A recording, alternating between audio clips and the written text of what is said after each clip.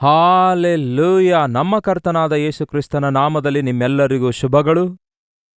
ಮತ್ತೊಂದು ಪುನರುತ್ಥಾನದ ದಿನದಲ್ಲಿ ನಮ್ಮ ಯೇಸು ನಮಗೋಸ್ಕರ ಮರಣ ಹೊಂದಿರುವುದನ್ನು ಜ್ಞಾಪಕ ಮಾಡಿಕೊಳ್ಳುತ್ತಾ, ಈ ಭಾನುವಾರ ಸಭೆಯಾಗಿ ಕೂಡಿ ಬಂದು ದೇವರನ್ನು ಆರಾಧಿಸುವುದಕ್ಕಾಗಿ ಆಲಯಕ್ಕೆ ಹೋಗುವುದಕ್ಕಾಗಿ ಸಿದ್ಧರಾಗುತ್ತಿರುವಾಗ, ಇಗೋ ಒಂದು ಚಿಕ್ಕ ವಾಕ್ಯ ಧ್ಯಾನದೊಂದಿಗೆ ಮತ್ತಷ್ಟು ಬಲಗೊಳ್ಳೋಣ. ಬನ್ನಿರಿ, ಪ್ರಾರ್ಥನೆ ಮಾಡೋಣ. ಪರಿಶುದ್ಧ ದೇವರೇ, ನಿಮಗೆ ವಂದನೆಗಳು. ಬರೀ ಭಾನುವಾರದಂದು ಭಕ್ತರಾಗಿರದೆ ಅನುಕ್ಷಣವೂ ನಿಮ್ಮನ್ನು ಹಿಂಬಾಲಿಸುವವರಾಗಿದ್ದು ನಿಮ್ಮನ್ನು ಸ್ತುತಿಸುತ್ತಾ, ಭಾನುವಾರ ಮತ್ತಷ್ಟು ಹೆಚ್ಚಾಗಿ ನಿಮ್ಮನ್ನು ಕೊಂಡಾಡುವ ಹಾಗೆಯೂ ನಿಮ್ಮೊಂದಿಗೆ ಕಾಲ ಕಳೆಯುವ ಹಾಗೆಯೂ ನಮ್ಮೆಲ್ಲರನ್ನು ಸಿದ್ಧಗೊಳಿಸಿರೆಂದು ಕ್ರಿಸ್ತನ ನಾಮದಲ್ಲಿ ಬೇಡುತ್ತೇನೆ ತಂದೆಯೇ, ಆಮೇನ್. ದೇವರಿಗೆ ಸ್ತೋತ್ರ. ಭಾನುವಾರವೂ ಕೂಡ ಭಕ್ತರಾಗಿರದೇ ಇರುವಂಥವರು ಕೆಲವರಿರುತ್ತಾರೆ, ಮತ್ತು ಭಾನುವಾರ ಮಾತ್ರವೇ ಭಕ್ತರಾಗಿರುವಂಥವರು ಕೆಲವರಿರುತ್ತಾರೆ. ಹಳೆ ಒಡಂಬಡಿಕೆಯ ಪುಸ್ತಕದಲ್ಲಿ ಪವಿತ್ರ ಗುಡಾರವನ್ನು ದೇವರು ಒಂದು ನಮೂನೆಯಾಗಿ, ಆಲಯಕ್ಕೂ ದೇವರ ಸನ್ನಿಧಿಗೂ ಗುರುತಾಗಿ, ಆ ಕಾಲದಲ್ಲಿ ಇಸ್ರಾಯೇಲರು ದೇವರನ್ನು ಆರಾಧಿಸಿ ಯಜ್ಞ ಅರ್ಪಿಸುವುದಕ್ಕಾಗಿಯೂ ನಿರ್ಮಿಸಬೇಕೆಂದು ದೇವರು ಮೋಶೆಗೆ ಹೇಳ್ತಾರೆ. ಪವಿತ್ರ ಗುಡಾರದ ಬಗ್ಗೆ ನೀವು ಕೇಳಿದ್ದೀರಾ, ಓದಿದ್ದೀರಾ ಬೈಬಲ್ನಲ್ಲಿ. ಯಾವುದೇ ಕಾಲದಲ್ಲಿ ಅದರ ಕುರಿತು ಪೂರ್ತಿ ಹೇಳಲಿಕ್ಕಾಗೋದಿಲ್ಲ, ಆದರೆ ಅದರಲ್ಲಿ ಒಂದು ಧೂಪದ ವೇದಿ ಇದೆ. ಆವರಣ, ಪರಿಶುದ್ಧ ಸ್ಥಳ, ಅತಿ ಪರಿಶುದ್ಧ ಸ್ಥಳ ಎಂದು 3 ಭಾಗವಾಗಿ ವಿಂಗಡಿಸಲಾಗಿದೆ. ಆವರಣದಲ್ಲಿ ಪಾತ್ರೆಗಳು, ಯಜ್ಞವೇದಿ ಇರುತ್ತೆ, ತಾಮ್ರದ ಯಜ್ಞವೇದಿ. ಹಾಗೆಯೇ ಪರಿಶುದ್ಧ ಸ್ಥಳದಲ್ಲಿ ರೊಟ್ಟಿಗಳ ಮೇಜು, ದೀಪ ಸ್ತಂಭ, ಹಾಗೆಯೇ ಧೂಪದ ವೇದಿಕೆ ಇರುತ್ತೆ. ಅತಿ ಪರಿಶುದ್ಧ ಸ್ಥಳದಲ್ಲಿ ಮಂಜೂಷದ ಪೆಟ್ಟಿಗೆ ಇರುತ್ತೆ. ಆ ಪೆಟ್ಟಿಗೆಯೊಳಗೆ ದಶಾಜ್ಞೆಗಳ ಹಲಿಗೆಗಳು, ಆರೋನನ ಕೋಲು, ಮನ್ನದ ಪಾತ್ರೆ ಇರುತ್ತವೆ. ಆ ಧೂಪದ ವೇದಿಕೆಯ ಮೇಲೆ, ಪರಿಶುದ್ಧ ಸ್ಥಳದಲ್ಲಿರುವ ಧೂಪದ ವೇದಿಕೆಯ ಮೇಲೆ ಯಾಜಕರು ಪ್ರತಿದಿನ ಕಂಟಿನ್ಯೂಸ್ ಆಗಿ ಧೂಪವನ್ನು ಹಾಕುತ್ತಲೇ ಇರಬೇಕು. ಅಲ್ಲಿನ ಬೆಂಕಿಯ ಮೇಲೆ ಧೂಪ ಹಾಕುತ್ತಾ ಇರುವಾಗ ಅದು ಒಳ್ಳೆ ಸುವಾಸನೆಯನ್ನು ಹೊರಚೆಲ್ಲುತ್ತಾ ಇರುತ್ತೆ. ಸ್ವಲ್ಪ ಹೊತ್ತಾದ ಮೇಲೆ ಆ ಹೊಗೆ ಹಾಗೆ ಮೇಲೆ ಹೋಗುತ್ತಾ ಹೋಗುತ್ತಾ ಅದು ಇಂಪಾದ ಸುವಾಸನೆಯಾಗಿ ಕರ್ತನಿಗೆ ಅರ್ಪಿಸಲ್ಪಡುವ ಹೊಗೆ ಸ್ವಲ್ಪ ಹೊತ್ತಾದ ಮೇಲೆ ಅದು ಕಡಿಮೆಯಾಗುತ್ತಾ ಬರುತ್ತೆ, ಚಿಕ್ಕದಾಗುತ್ತಾ ಬರುತ್ತೆ. ಆರಿ ಹೋಗುವ ಸಮಯದಲ್ಲಿ ಆರಿ ಹೋಗದಂತೆ ಮತ್ತೆ ಸ್ವಲ್ಪ ಧೂಪ ಹಾಕಿದಾಗ ಮತ್ತೊಮ್ಮೆ ಅದು ಪುನಃ ಮತ್ತೆ ಧೂಪದ ಹೊಗೆ ಎದ್ದೇಳುತ್ತೆ. ಕಂಟಿನ್ಯೂಸ್ ಆಗಿ ಯಾಜಕರ ಕೆಲಸವೇನೆಂದರೆ ಆ ಧೂಪವನ್ನು ಯಾವಾಗಲೂ 24 ಅವರ್ಸ್ ಹಾಕುತ್ತಲೇ ಇರಬೇಕು. ಹಾಗೆಯೇ ಒಬ್ಬ ಕ್ರೈಸ್ತನ ಪ್ರಾರ್ಥನೆ ಎಡಬಿಡದ ಪ್ರಾರ್ಥನೆಯಾಗಿರಬೇಕು. ಆಯಾ ಸಮಯಗಳಲ್ಲಿ ನಾವು ಗಟ್ಟಿಯಾಗಿ ಜೋರಾಗಿ ಪ್ರಾರ್ಥನೆ ಮಾಡ್ತೇವೆ, ಆದರೆ ಕಂಟಿನ್ಯೂಸ್ ಆಗಿ ದೇವರೊಂದಿಗೆ ಸಹವಾಸವುಳ್ಳವರಾಗಿರಬೇಕು. ಹಾಗೆ ಕರ್ತನನ್ನು ಆರಾಧಿಸುವುದಕ್ಕಾಗಿ ಆಲಯಕ್ಕೆ ಹೋಗಂದಿದ್ದಾರೆ. ಭಾನುವಾರದಂದು ಉಲ್ಲಾಸದಿಂದ ಹಾಡನ್ನು ಹಾಡುತ್ತಾ ಎಲ್ಲರೂ ಸೇರಿ ಜೋರಾಗಿ ಹಾಡನ್ನು ಹಾಡುತ್ತಾ ಚಪ್ಪಾಳೆ ತಟ್ಟುತ್ತಾ ಕರ್ತನನ್ನು ಸ್ತುತಿಸಿ ಆರಾಧಿಸುತ್ತೇವೆ. ಆರಾಧನೆ ಮುಗಿದಾದ ನಂತರ ಮುಗಿದೋಯ್ತು ಆರಾಧನೆ, ನಮ್ಮ ಭಕ್ತಿ ಎಂದು ತಿರುಗಿ ಮನೆಗೆ ಬರುವಂಥದ್ದಲ್ಲ. ಆದರೆ ಮನೆಗೆ ಬಂದ ನಂತರವೂ ಕೂಡ ನಮ್ಮ ಹೃದಯದೊಳಗೆ ಸ್ತುತಿ ಆರಾಧನೆ ಜರುಗುತ್ತಲೇ ಇರಬೇಕು. ಕೃತಜ್ಞತಾ ಸ್ತುತಿಯೊಂದಿಗೆ ಕರ್ತನನ್ನು ಸ್ತುತಿಸಬೇಕು. ಅಂತಹ ಭಕ್ತಿಯುಳ್ಳವರಾಗಿ ನಾವು ಇರುವಾಗಲೇ ನಿಜವಾದ ವಿಶ್ವಾಸಿಗಳಾಗಿ ನಾವಿರಲು ಸಾಧ್ಯವಾಗುತ್ತದೆ. ಅದಕ್ಕೆ ಬೈಬಲ್ನಲ್ಲಿ ಯೇಸು ಕ್ರಿಸ್ತನು ಹೇಳುತ್ತಾರೆ, ನಾವು ಆರಾಧನೆ ಮಾಡುವಂಥದ್ದು ಮನುಷ್ಯರು ಆರಾಧಿಸುವ ಹಾಗೆ ಶಾರೀರಿಕವಾದ ಆರಾಧನೆ ಅಲ್ಲ, ಆದರೆ ಆತ್ಮದಿಂದಲೂ ಸತ್ಯದಿಂದಲೂ ನಾವು ಆರಾಧಿಸಬೇಕು.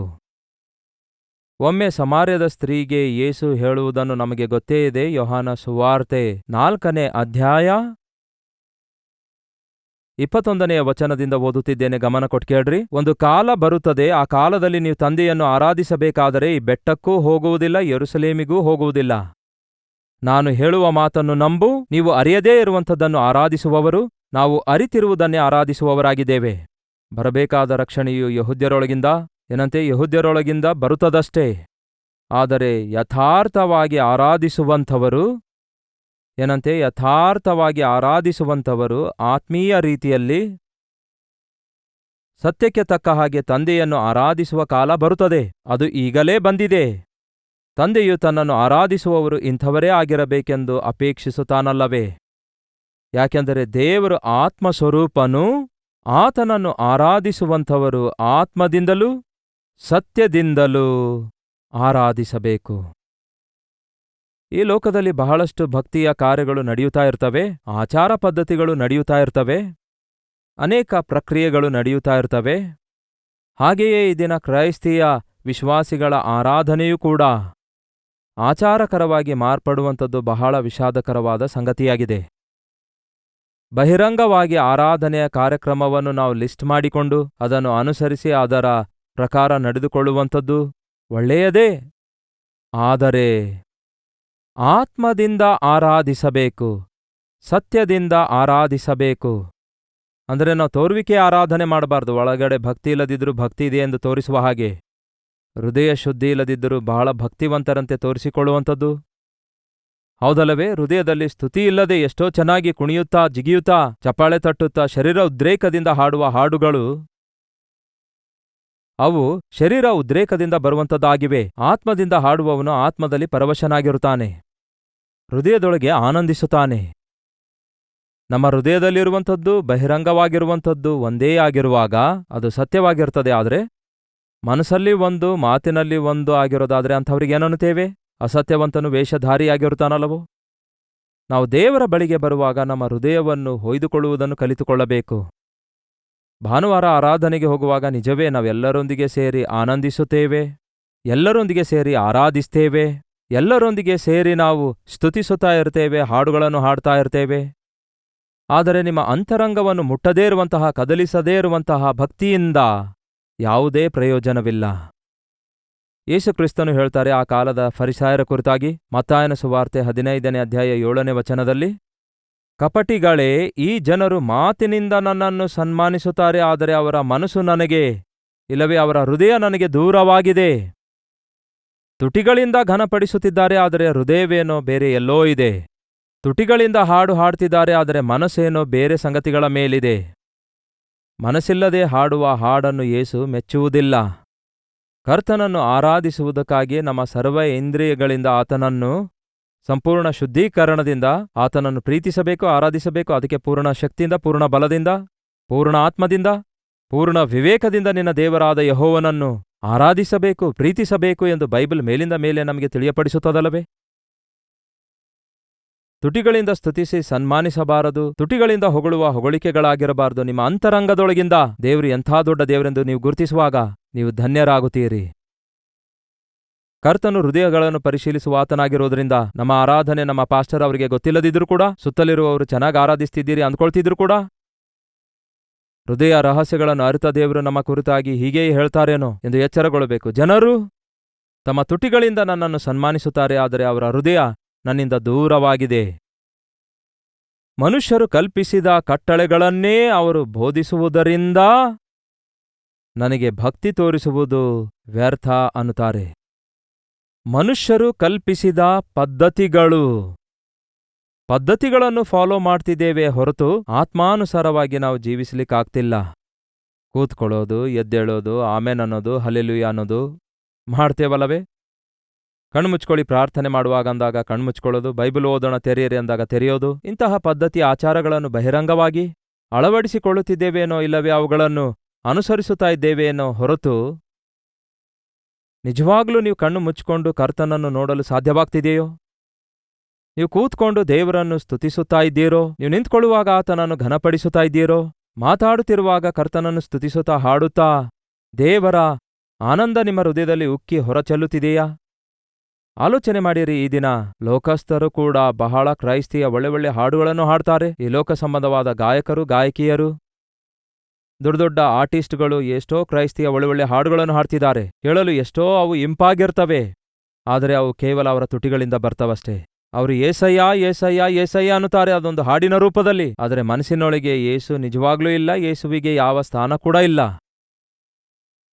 ಈ ದಿನ ಇಂತಹ ವೇಷಧಾರಣೆಯುಳ್ಳವರಾಗಿ ನಾವು ಕೂಡ ದೇವರ ಆಲಯಕ್ಕೆ ಹೋಗಿ ನಾವು ಹೇಗೆ ಹಾಡ್ತಿದ್ದೇವೆಂದು, ಏನನ್ನು ಕೇಳ್ತಿದ್ದೇವೆಂದು, ಹೇಗೆ ದೇವರನ್ನು ಸ್ತುತಿಸ್ತಿದ್ದೇವೆಂದು, ಹೇಗೆ ಬದುಕುತ್ತಿದ್ದೇವೆ ಎಂಬುದನ್ನು ಪರಿಶೀಲಿಸಿಕೊಳ್ಳಲಾರದೆ ಹೃದಯಪೂರ್ವಕವಾಗಿ ದೇವರ ಸನ್ನಿಧಿಯಲ್ಲಿ ನಾವು ಕಾಲ ಕಳೆಯದೇ ಇದ್ದರೆ ನಮ್ಮ ಆರಾಧನೆಗಳು ವ್ಯರ್ಥವಾಗ್ತವೆ. ಈ ದಿನಮಾನಗಳಲ್ಲಿ ಒಳ್ಳೆ ಮ್ಯೂಸಿಕಲ್ ಇನ್ಸ್ಟ್ರೂಮೆಂಟ್ಸ್ಗಳು ಬಂದಿವೆ, ಎಕ್ವಿಪ್ಮೆಂಟ್ಸ್ಗಳು ಬಂದಿವೆ, ಬಹಳ ಒಳ್ಳೊಳ್ಳೆ PS ಸಿಸ್ಟಮ್, ಸೌಂಡ್ ಸಿಸ್ಟಮ್ಸ್ಗಳಿವೆ. ಎಲ್ಲಾ ರೀತಿಯಲ್ಲಿ ಆಕರ್ಷಣೆಯ ರೀತಿಯಲ್ಲಿ ಆರಾಧನೆಗಳು ನಡೆಯುತ್ತಾ ಇವೆ ಈ ಡಿಜಿಟಲ್ ಮೀಡಿಯಾ ಬಂದ ನಂತರ. ಆದರೆ ಎಷ್ಟರ ಮಟ್ಟಿಗೆ ಆತ್ಮ ಅನುಸಾರವಾದ ಆತ್ಮಿಕ ಆರಾಧನೆ ಅಲ್ಲಿದೆ? ಆರ್ಭಾಟ ಮಾತ್ರ ಕಾಣಿಸ್ತಿದೆ. ಆ ಒಂದು ಲೈಟ್ಸ್ಗಳಾಗಿರಲಿ, ಬಹಳ ಬಹಳ ಒಂಥರ ಸ್ಪರ್ಧೆಯ ರೂಪದಲ್ಲಿ ಈ ದಿನ ಆರಾಧನೆಯ ಕಾರ್ಯಕ್ರಮಗಳು ನಡೆಯುತ್ತಾ ಇವೆ. ಆದರೆ ನಿಜವೇ ಅದು ಒಳ್ಳೆಯದೇ, ಆದರೆ ನಿಮ್ಮ ಆತ್ಮ ಅದರಲ್ಲಿದೆಯಾ? ಆತ್ಮಾನುಸಾರವಾಗಿ ಆರಾಧಿಸುವಂಥದ್ದು ಮಾತ್ರ ಬಹಳ ಮುಖ್ಯವಾಗಿದೆ. ಆ ದಿನ ಯೆಹೆಜ್ಕೇಲನಿಗೆ ದೇವರು ಹೇಳ್ತಾರೆ, ಒಮ್ಮೆ ಯೆಹೆಜ್ಕೇಲನ ಪುಸ್ತಕಕ್ಕೆ ಹೋಗೋಣ ಬನ್ನಿ, 33ನೇ ಅಧ್ಯಾಯ 31ನೆಯ ವಚನ.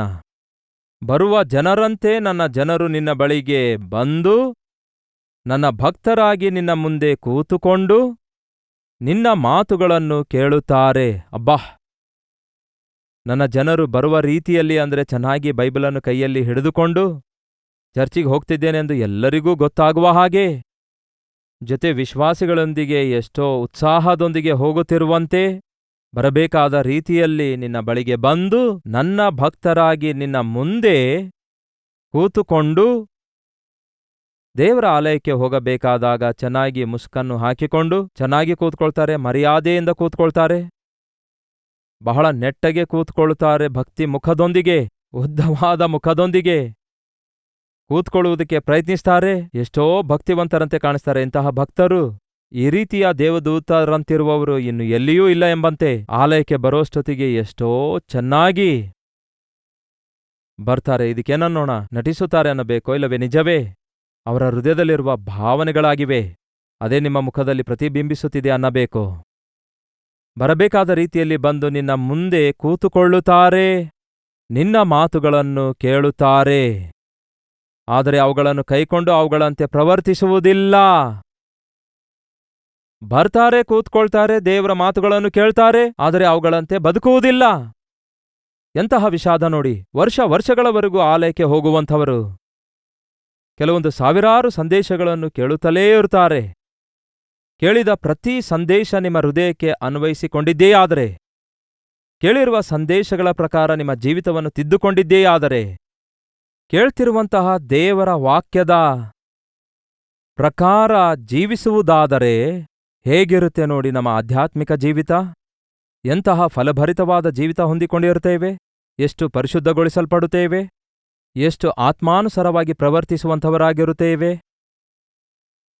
ಬರುತ್ತಾರಂತೆ, ಕೂತ್ಕೊಳ್ತಾರಂತೆ, ಕೇಳ್ತಾರಂತೆ, ಆದರೆ ಅದು ಮನಸ್ಸಲ್ಲಿಟ್ಕೊಂಡು ಅದನ್ನು ಕೈಕೊಂಡು ನಡೆಯುವುದಿಲ್ಲ, ಅದನ್ನು ಅನುಸರಿಸಿ ನಡೆದುಕೊಳ್ಳುವುದಿಲ್ಲ.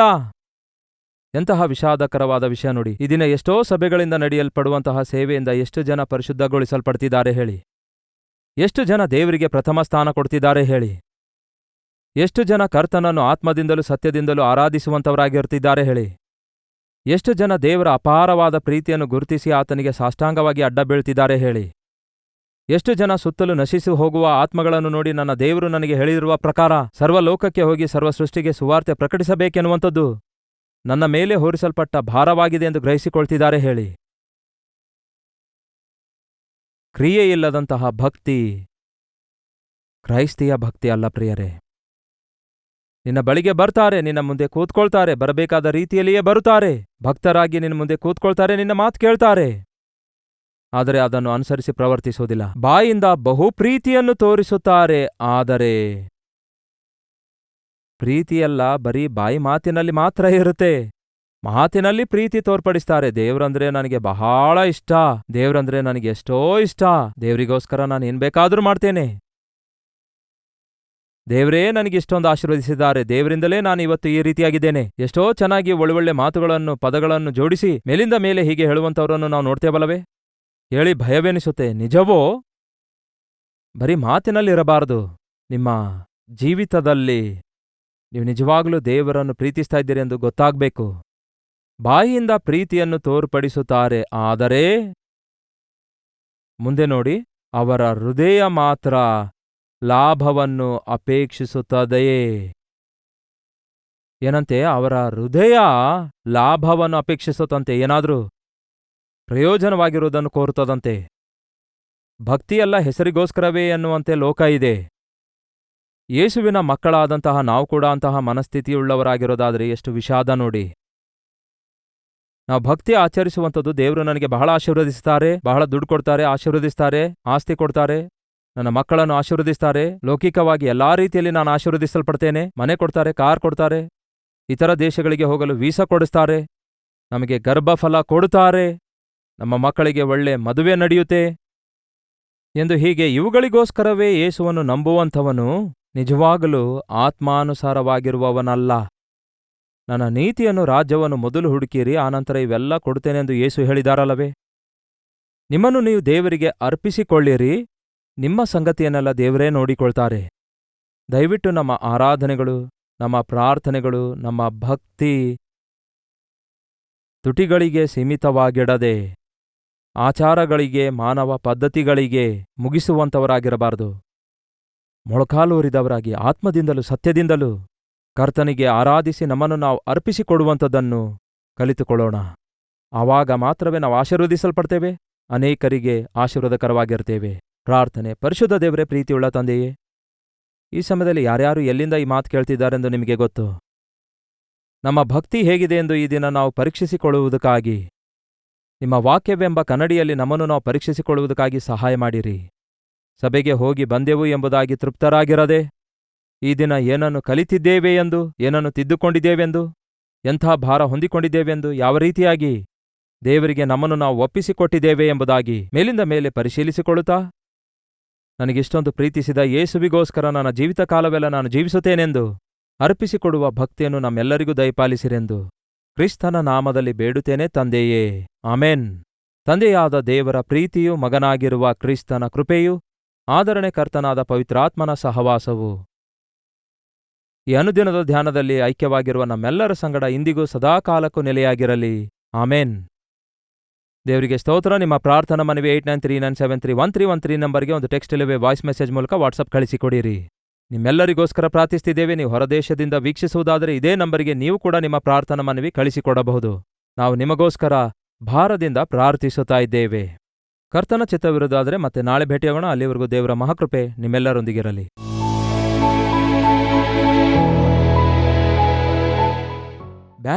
ಬೆಂಗಳೂರಿನ ಸುತ್ತಮುತ್ತಲಿರುವವರಿಗೂ ಶುಭವಾರ್ತೆ. ಕರ್ತನ ಚಿತ್ತವಿರೋದಾದರೆ ಜೂನ್ 17ನೇ ತಾರೀಕಿನಂದು ಒನ್ ಡೇ ಗೆಟ್ ಟುಗ್ಯಾದರ್ ಅನ್ನು ಬ್ಯಾಂಗ್ಳೂರಿನಲ್ಲಿ ಏರ್ಪಡಿಸಲಾಗಿದೆ. ನಿಮ್ಮಲ್ಲಿ ಬಹಳಷ್ಟು ಜನ ಕೋರಿಕೊಳ್ಳುತ್ತಿರುವ ಹಾಗೆ ನಿಮ್ಮನ್ನು ವೈಯಕ್ತಿಕವಾಗಿ ನೋಡುವುದಕ್ಕಾಗಿಯೂ, ನಿಮಗೋಸ್ಕರ ಪ್ರಾರ್ಥಿಸುವುದಕ್ಕಾಗಿಯೂ, ದೇವರ ವಾಕ್ಯ ಸಾರುವುದಕ್ಕಾಗಿಯೂ ಬ್ಯಾಂಗ್ಳೂರಿಗೆ ಬರ್ತಿದ್ದೇವೆ. ಈ ದಿನಾಂಕವನ್ನು ನೆನಪಿನಲ್ಲಿಟ್ಕೊಳ್ರಿ. ಜೂನ್ 17ನೇ ತಾರೀಕಿನಂದು ಮಧ್ಯಾಹ್ನ 2 ಗಂಟೆಯಿಂದ ಸಾಯಂಕಾಲ 5 ಗಂಟೆಯವರೆಗೂ ಮತ್ತು ಸಂಜೆ 6 ಗಂಟೆಯಿಂದ ರಾತ್ರಿ 10 ಗಂಟೆವರೆಗೂ 2 ಸೆಷನ್ಸ್ಗಳನ್ನಾಗಿ ಈ ಒನ್ ಡೇ ಗೆಟ್ ಟುಗೆದರ್ ಅನ್ನು ಏರ್ಪಡಿಸುತ್ತಿದ್ದೇವೆ. ಬನ್ನಿರಿ, ಪಾಲ್ಗೊಳ್ಳಿರಿ, ದೈವಾಶೀರ್ವಾದ ಹೊಂದಿಕೊಳ್ಳಿರಿ. ಮುಖಾಮುಖಿಯಾಗಿ ನಿಮ್ಮನ್ನು ನೋಡುವುದಕ್ಕಾಗಿ, ವೈಯಕ್ತಿಕವಾಗಿ ನಿಮಗೋಸ್ಕರ ಪ್ರಾರ್ಥಿಸಲು ಅವಕಾಶವಿರುತ್ತೆ. ಜ್ಞಾಪಕದಲ್ಲಿಟ್ಕೊಳ್ರಿ, ಜೂನ್ 17ನೇ ತಾರೀಕು ಮಧ್ಯಾಹ್ನ 2 ಗಂಟೆಯಿಂದ 5 ಗಂಟೆಯವರೆಗೂ, 6 ಗಂಟೆಯಿಂದ 10 ಗಂಟೆಯವರೆಗೂ 2 ಸೆಷನ್ಸ್ಗಳನ್ನಾಗಿ ಈ ಒನ್ ಡೇ ಗೆಟ್ ಟುಗೆದರ್ ಅನ್ನು ಬ್ಯಾಂಗ್ಳೂರಿನಲ್ಲಿ ಏರ್ಪಡಿಸುತ್ತಿದ್ದೇವೆ. ವಿಳಾಸ ಗಮನಕೊಟ್ಟು ಕೇಳಿ. Hudson community centre, CSI compound, opposite to Mitralaya girls high school, near corporation circle, Bangalore. ಇನ್ನು ಹೆಚ್ಚಿನ ವಿವರ ನಿಮಗೆ ಬೇಕಾಗುವುದಾದರೆ 8939393939 ಎಂಬ ನಂಬರ್ಗೆ ಕರೆ ಮಾಡಿ. ಇಲ್ಲವೇ ಕೆಳಗೆ ಕೊಡಲ್ಪಟ್ಟ ಈ ನಂಬರ್ಗೆ ನೀವು ವಾಟ್ಸಪ್ ಕಳಿಸಿಕೊಡಿರಿ. ತಿರುಗಿ ನಿಮಗೆ ಡೀಟೇಲ್ಸ್ ಕಳಿಸಿಕೊಡಲಾಗುತ್ತೆ. ತಪ್ಪದೆ ಬರ್ತೀರಲ್ಲವೋ?